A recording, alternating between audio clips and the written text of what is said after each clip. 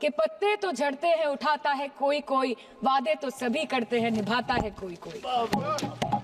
कि मोदी जी ने हर साल 2 करोड़ नौकरी का वादा किया था, अर्थात 10 साल में 20 करोड़ नौकरी। उन नौकरियों का क्या हुआ, उन वादे का क्या हुआ? मैं बस उन्हें यही कह पाती हूँ। और फिर आप आके बोलते हो कि हम बंगाल में जीत क्यों नहीं पाते। Ma'am, this is the reason, this step motherly attitude, जिसके लिए बंगाल के लोग हर बार इनको बड़े बड़े रसगुल्ला खिलाकर वापस दिल्ली भेज देते हैं। सर, इनके बुलडोजर के चलते मैडम भारत के लोग सवाल पूछना भूल गए, और भारत की जनता आजकल इतनी भूखी है कि खाने को धोखा भी खा लेती है। पहले आम आदमी पॉकेट में पैसा लेके बाजार जाता था और थैली भरकर सामान लाता था, लेकिन अमृत काल में आदमी थैली भरकर पैसा लेके जाता है और पॉकेट में आलू टमाटर प्याज लेके घर वापस आता है। मैडम, भारत में एक मिडिल क्लास जो 1 साल पहले एक वेजिटेरियन थाली 100 रुपए में खाता था, आज वही वेजिटेरियन थाली 152 रुपए की हो गई। टमाटर की कीमत 247% बढ़ गई, आलू की कीमत 180%, लहसुन 128% और तेल नमक आटा मैदा 18%।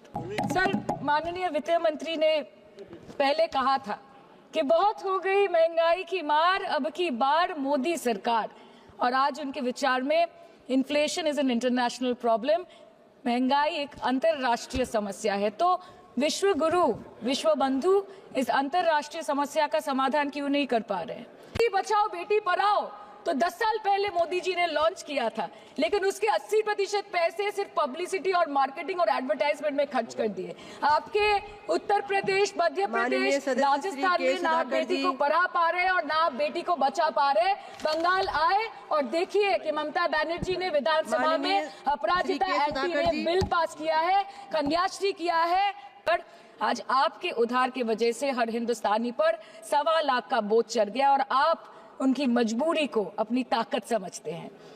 प्रधानमंत्री जी बोलते हैं सबका साथ, सबका विकास, सबका विश्वास। अगर ऐसा ही है तो भारत के लोग आज देश छोड़ के क्यों जा रहे हैं? 2018 से लेके 2023 के बीच 6,70,000 भारतीय ने अपनी नागरिकता त्याग दी। सिर्फ 2022 में ये संख्या करीबन 2,25,000 की थी। In 2022 alone, 7,500 high net worth individuals with a net worth of more than 8.3 crore or more left India. नवंबर 2022 से सितंबर 2023 सिर्फ 10 महीने में 96,917 Indians were arrested attempting to cross the United States illegally. Modi ji कहते हैं कि वो सबके साथ है, मगर ये आंकड़े बोलते हैं जो सबका होता है वो किसी का नहीं होता। हर भारत में आने वाले विदेशी नागरिक का रखने का काम होगा, ये मैं इस सदन को आश्वासन देना चाहता हूं, और इसके माध्यम से ही देश का विकास भी हम सुनिश्चित कर पाएंगे। जो देश को विकसित करने के लिए आते हैं, व्यापार के लिए आते हैं, शिक्षा के लिए आते हैं, R&D के लिए आते हैं, वो सबका मैं स्वागत करता हूं। और सुरक्षा को जो खतरे में डालेंगे उन पर हमारी कड़ी नजर भी होगी, निगरानी भी होगी। कई बार लोग सवाल उठाते हैं, ज्यादातर सामने की बेंच में बैठे हैं, कि अंतर्राष्ट्रीय कन्वेंशन के हम सिग्नेटरी क्यों नहीं। मैं आज इस बात का भी जवाब देना चाहता हूं कि अंतर्राष्ट्रीय कन्वेंशन को भारत ने सिग्नेटरी होने की जरूरत क्यों नहीं, क्योंकि भारत का ट्रैक रिकॉर्ड प्रवासियों के बारे में 5,000 साल से स्पॉटलेस रहा है। इसलिए कोई पृथक शरणार्थी नीति की आवश्यकता नहीं।